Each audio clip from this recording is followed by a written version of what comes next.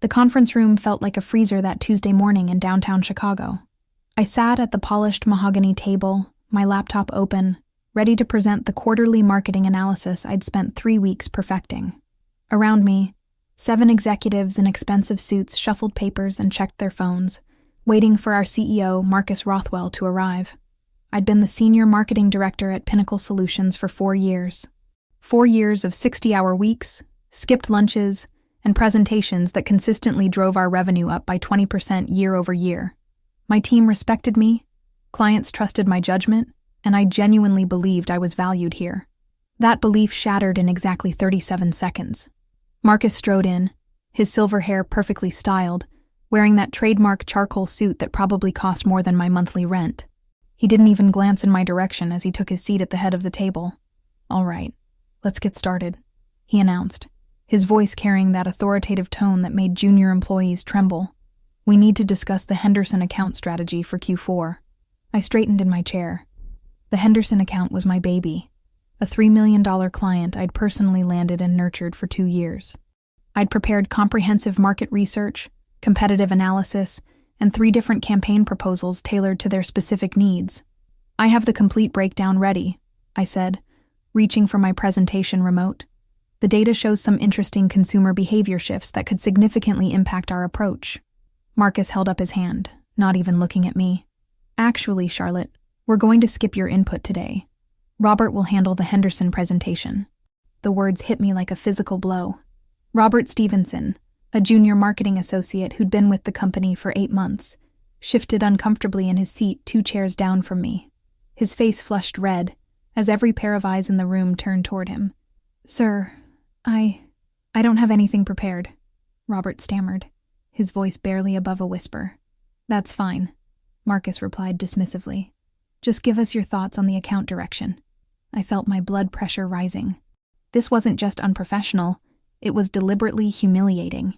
In front of the entire executive team, including 2 board members who'd specifically requested my analysis, Marcus had just stripped me of my authority and handed it to someone who couldn't even spell strategic positioning correctly in his last email. "Marcus," I said, my voice steady despite the rage building inside me, "I need to respectfully point out that the board specifically requested my quarterly analysis. I have critical data that directly impacts our Henderson strategy." He finally looked at me, and the coldness in his gray eyes made my stomach clench.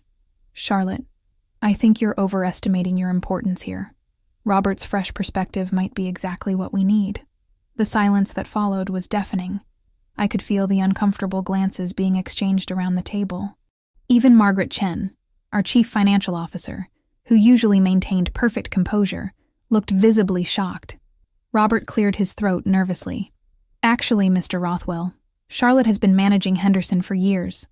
She knows their business inside and out. Maybe she should—" "Robert," Marcus interrupted sharply, "I'm sure you can handle it." That's when it hit me. This wasn't about fresh perspectives or new ideas. This was about power. This was about putting me in my place. Marcus had been threatened by my success, my direct relationships with major clients, and my growing influence within the company. For the next 45 minutes, I sat there in silence, watching Robert fumble through an improvised presentation, while Marcus nodded approvingly at every generic suggestion. My carefully researched recommendations sat untouched in my laptop, worth millions in potential revenue, completely ignored. As the meeting ended and people began filing out, Margaret approached me quietly. "Charlotte, that was completely inappropriate. Your Henderson analysis is exactly what we need to hear." "Thanks, Margaret," I replied, gathering my things with hands that trembled slightly from suppressed anger. "I appreciate that." Walking back to my office, I felt something shift inside me. 4 years of dedication, of proving myself again and again, of being the company's top performer. And this was how I was treated? In that moment, I made a decision that would change everything. I closed my office door, sat down at my desk, and opened a new document. At the top, I typed, "Letter of Resignation, Charlotte Winters, Senior Marketing Director." It was time to show Marcus exactly what my input was worth. The next morning, I arrived at the office with a plan. I'd spent the entire night crafting what I knew would be the most important document of my career. But first, I needed to understand exactly what I was walking away from. I pulled up my client files, performance metrics, and team achievements. The numbers were staggering. Over the past 4 years, I'd brought in 18 major clients, generated over $42 million in revenue, and maintained a client retention rate of 94%. My team had won 3 industry awards under my leadership, and 2 of my junior staff members had been promoted to senior positions at other companies with my recommendations. More importantly, I'd built something Marcus clearly didn't understand: relationships. Real, trust-based partnerships with clients who saw me as a strategic partner, not just a service provider. My phone buzzed with a text from Jennifer Park, my marketing coordinator. Emergency team meeting in conference room B. Marcus called it for 9 a.m. No agenda provided. I glanced at my watch. 8:47 a.m. This was happening fast. I walked into conference room B to find my entire 7-person team already seated, their faces a mixture of confusion and concern. Marcus stood at the front of the room with Robert beside him, looking like a deer caught in headlights. "Good morning, everyone," Marcus began, his tone artificially cheerful. "I wanted to announce some exciting changes to our marketing department structure." My stomach dropped. I remained standing near the door, my resignation letter folded in my jacket pocket. Effective immediately, Robert will be taking over the Henderson account, along with several other key client relationships. This will give him the opportunity to step up and take on more responsibility. Jennifer's hand shot up. "What about Charlotte? She's been managing Henderson for 2 years." Marcus's jaw tightened slightly. "Charlotte will be transitioning to more of a supportive role, focusing on internal processes and documentation." The room fell silent. I could see the shock on my team's faces. These were people who'd worked alongside me, who knew exactly what I contributed to every project. Kevin Martinez, my senior analyst, looked like he might explode. "With all due respect, sir," Kevin said, his voice carefully controlled. "Charlotte has the strongest client relationships in the company. Henderson specifically requested her for their upcoming product launch. Moving her away from client management doesn't make strategic sense." "Kevin," Marcus's voice carried a warning tone, "I don't think you're seeing the bigger picture here." That's when I stepped forward. "Actually, Marcus, I think Kevin sees the picture perfectly clearly." All eyes turned to me. I pulled the resignation letter from my pocket and unfolded it slowly, deliberately. "I've been with Pinnacle Solutions for 4 years. In that time, I've consistently exceeded every goal, every target, every expectation placed on me. Yesterday, you made it clear that my contributions are no longer valued. So I'm making a decision that's in the best interest of my career, and frankly, my self-respect." I held up the letter. "This is my formal resignation. I'll be submitting it to Human Resources and the Board of Directors within the hour." The color drained from Marcus's face. "Charlotte, let's not be hasty. Perhaps we can discuss—" "There's nothing to discuss," I interrupted, my voice firm and clear. "You said yesterday that I was overestimating my importance here. Let's test that theory." I turned to my team, who were watching this exchange with wide eyes. "I want each of you to know that this decision has nothing to do with you. You're incredibly talented professionals, and I've been honored to work with you. But I won't stay in an environment where my contributions are dismissed and my authority is undermined." Jennifer raised her hand tentatively. "Charlotte, what about the Henderson campaign? And the Morrison project? And the quarterly board presentation?" I smiled at her. "Those are excellent questions, Jennifer. I suggest you direct them to Robert, since he's apparently ready to take on additional responsibilities." Robert looked like he might faint. "Charlotte, I don't know anything about Morrison, and the board presentation is next week." "Then I suggest you get up to speed quickly," I replied. "My last day will be Friday. That gives you 3 days to learn what I've been doing for 4 years." The room erupted in whispers and concerned murmurs. Marcus looked like he was struggling to maintain his composure. "Charlotte," he said, his voice strained, "I think you're making a mistake. Let's table this discussion and meet privately this afternoon." I shook my head. "The only mistake I made was staying here as long as I did. My resignation letter will be on Margaret Chen's desk in 10 minutes, with copies going to the board." As I walked toward the door, Kevin called out, "Charlotte, wait. Can we talk?" I paused and turned back to him. "Of course. All of you are welcome to reach out to me anytime." I left the conference room with my head held high, knowing that in the next few hours, Marcus would discover exactly what skipping my input was going to cost him. By noon, my desk phone had rung 12 times. I let every call go to voicemail while I methodically organized my files and prepared detailed handover documents. Despite my frustration with Marcus, I wasn't going to leave my team or my clients hanging. The 13th call was different. It was my direct line, and the caller ID showed Margaret Chen, CFO. "Charlotte, can you please come to my office immediately?" Margaret's voice was tight with stress. I found Margaret pacing behind her desk, her usually immaculate appearance slightly disheveled. Financial reports were scattered across her desk, and her computer screen showed what looked like client contract details. "Close the door," she said without looking up. I did as requested and took a seat across from her desk. Margaret finally stopped pacing and fixed me with a direct stare. "Charlotte, I need you to walk me through your client relationships. Specifically, I need to understand the terms of your major contracts." "Which contracts?" I asked, though I had a sinking feeling I already knew. "All of them. Henderson, Morrison, Pacific Dynamics, Clearwater Industries." She rattled off the names of my 8 largest clients. "I've been going through our contract database, and I'm seeing some concerning patterns." I leaned forward. "What kind of patterns?" Margaret pulled up a contract on her computer screen and turned it toward me. "Look at the Henderson Agreement. Section 12, subsection C." I read the clause she was pointing to, and despite everything, I couldn't help but smile. Right of personnel approval. Exactly. Henderson has the right to approve or reject any changes to their account management team. And according to this email chain I found, they specifically requested you as their primary contact when they renewed their contract last year. Margaret pulled up another document. Morrison Industries has the same clause, so does Pacific Dynamics, and Clearwater. She looked up at me. "Charlotte, did you negotiate these clauses?" I did. These clients have been burned before by agencies that would promise them senior-level attention and then hand them off to junior associates. They wanted assurance that they'd continue working with the person who understood their business. Margaret rubbed her temples. "So if you leave, they have the right to terminate their contracts with 30 days' notice if they're not satisfied with their new account management. And will they be satisfied with Robert?" I tried to keep my expression neutral.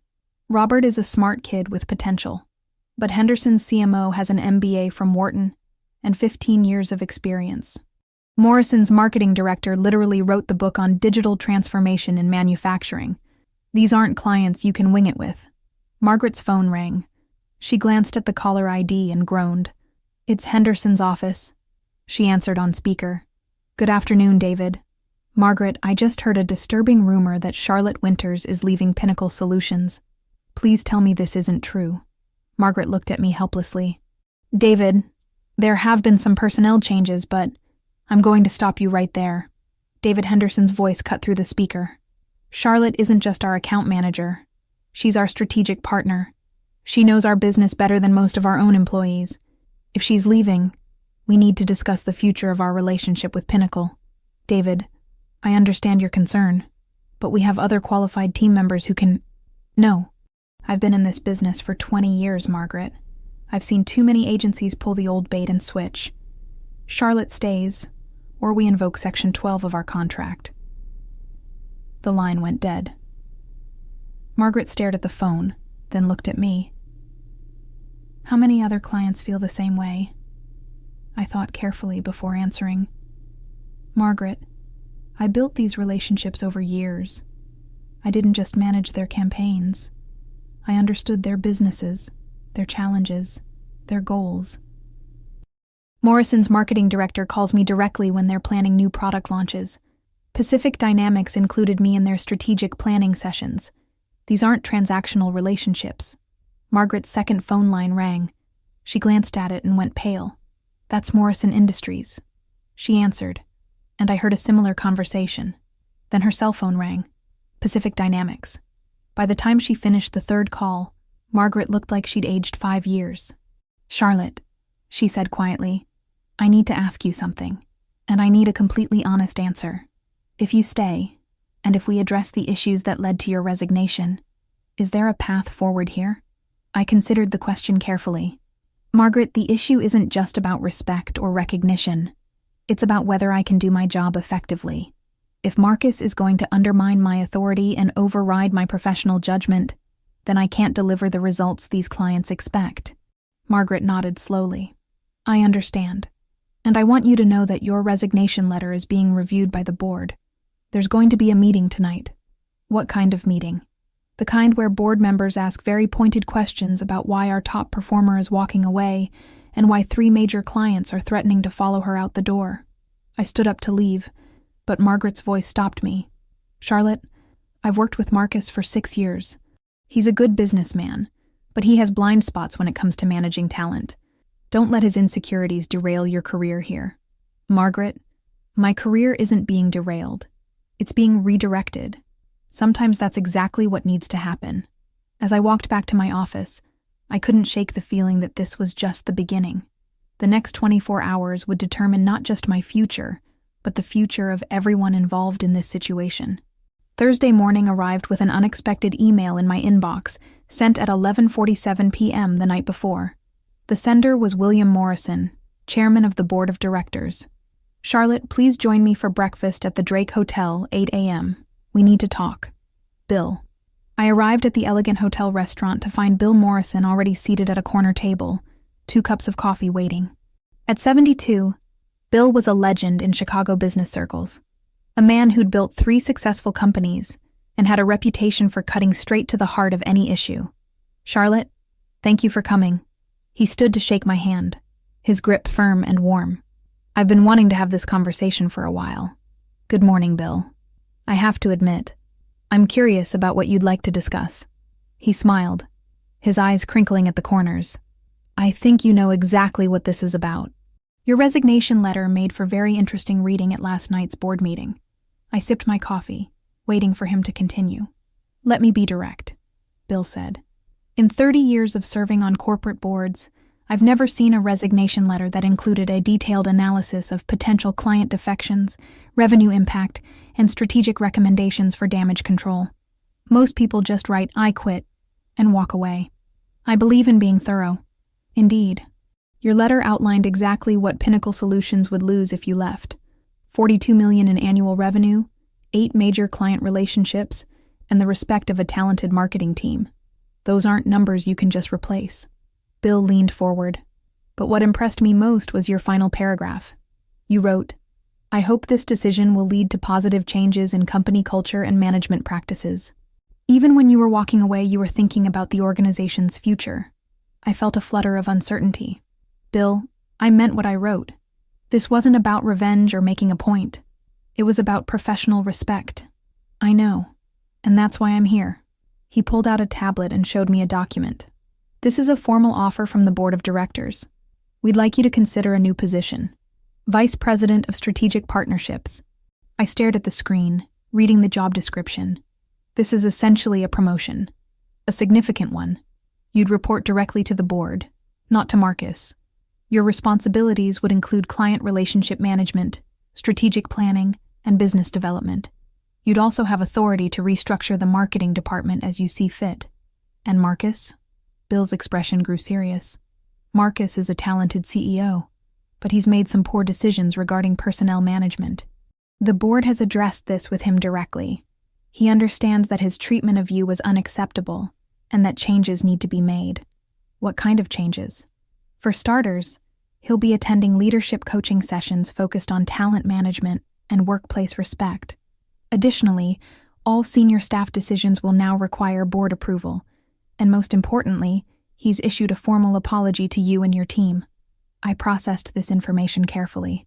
Bill, I appreciate this offer, but I need to understand something.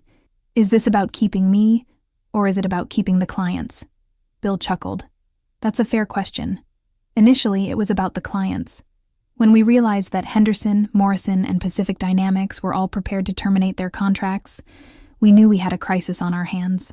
But after reading your resignation letter and reviewing your performance history, we realized we'd been taking our best asset for granted.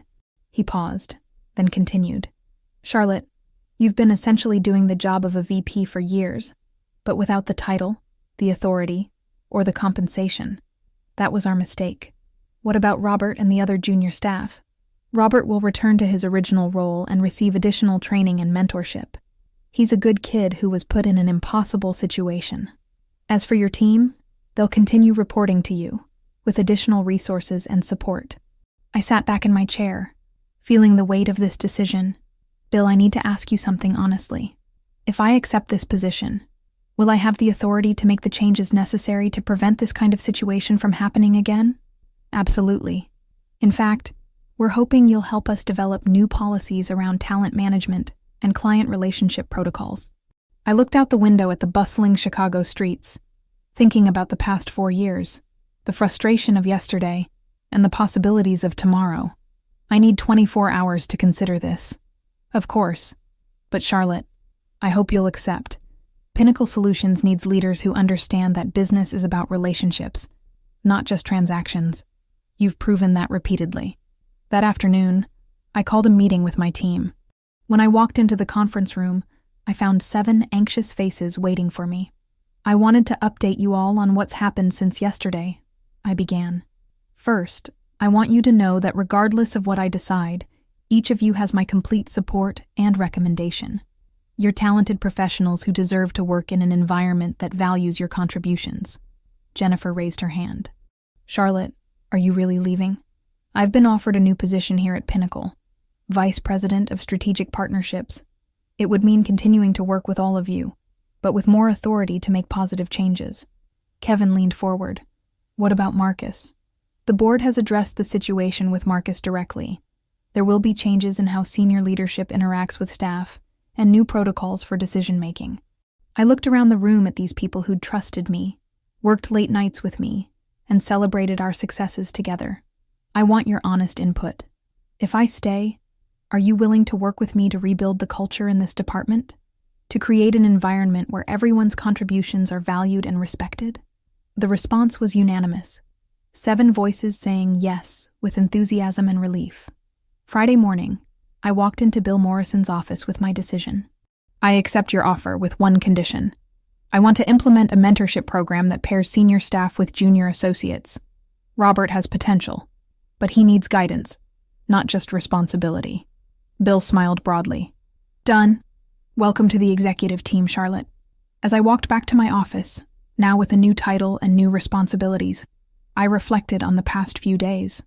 Sometimes standing up for yourself means walking away. Sometimes it means staying and fighting for change.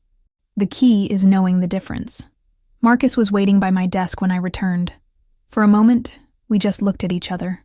Charlotte, I owe you an apology. My behavior in that meeting was unprofessional and disrespectful. I let my own insecurities affect my judgment, and that was wrong.